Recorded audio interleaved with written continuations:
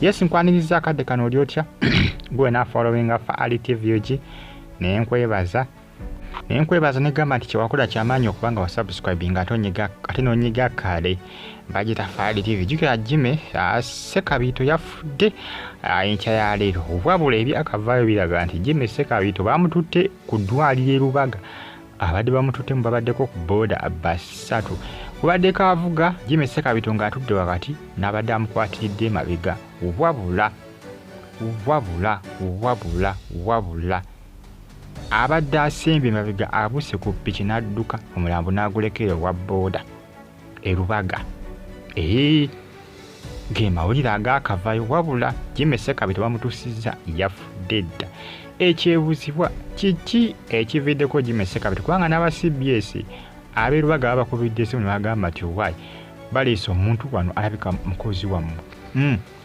mukozi wammwe wa CBS, naye ate abamuleese omu adduse. Oli olutuuse ye omulamba agulekedde owa booda ng'omuntu yafudde dda. Bagenza omukebera nga yafudde dda. Era ab'e Lubaga bakubidde aba CBS ne bategeeza ku nsonga nga bagamba nti bannange batwetedde omuntu n'alabika mukozi wammwe. Ebyensi nga tebannamawulire bano baba ne zikaadi kampuni ze bakolera ne department ze bakola ki ze bavaamu.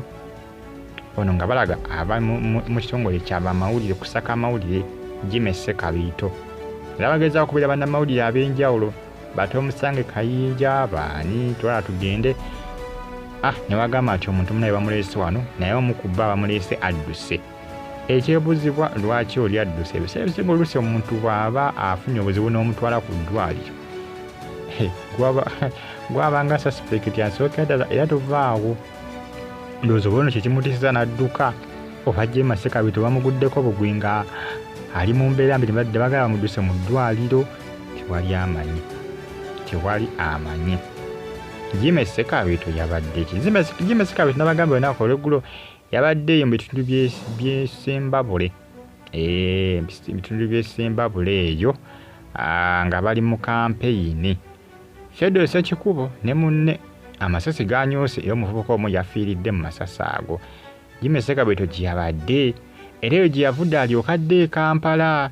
Wabula ate bugenzi okutya nga bagamba nti Jimmy Ssekabito yafudde afiiridde ku ddwaliro. Wabula aleka afiirira mukubo oba si ekyo nga bagenzi omuyita nga yafudde dda. Kiki ekyase Jimmy Ssekabito? Tuyinza alipoota y'abasawo tulabe. Abasawo bagenda kufulumya alipoota ki? Kuba ekyamazima tebigatta ebintu by'okufa kwe tekugatta. Era ng'omulambo munnange bagusudde awo.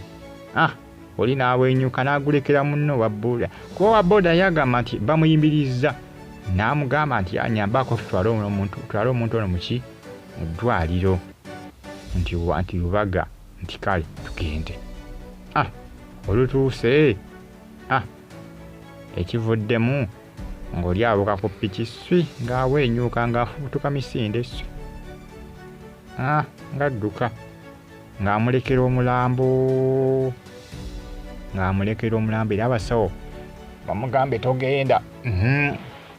Togenda era agenda okubeera nga suspect asookera ddala newaneewozaako atya musajja wattu yaluguddemu dda.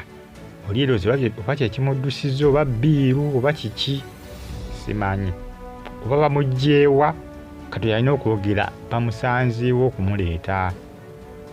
Bamusanze ku kkubo, bamuggye mu nnyumba ye, bamusanze luddawa, bakumuleeta mu ki? Bakumuleeta mu ddwaliro.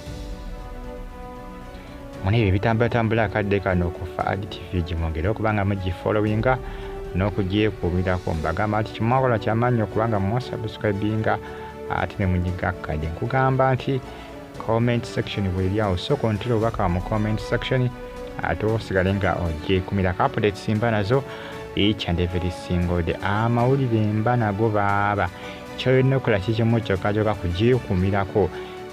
Gyekuumireko osubscribing onyige kade ebirala obindekere.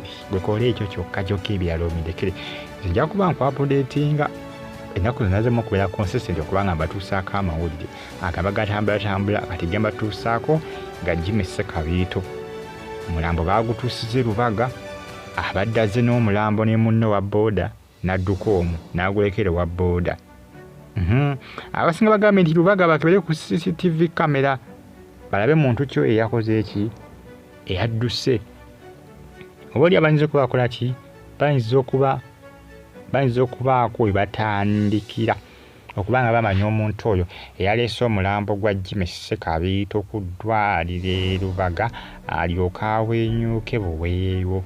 Naye nga kitalo nnyo bambi ekya Jimmy Ssekabiito omu ku basajja bannamawulire ab'amaanyi wali ku CBS FM abadde basaka amawulire.